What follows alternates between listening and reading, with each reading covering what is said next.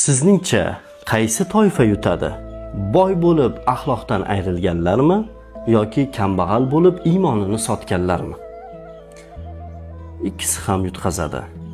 Ikkisi ham halok bo'ladi. Chunki bu ikkisi ulardagi narsalar sinov ekanligini esaridan chiqarib yuborishgan va natijada baxtsiz insonlarga aylanishdi. Baxtdan so'rashibdi: "Ey baxt, sen qayerdasan?" Baxt javob beribdi: "Men joynamoz uzraman.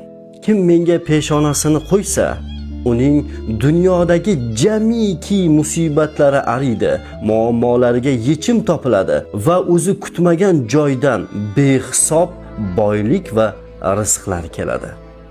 Demak, muammongiz bormi?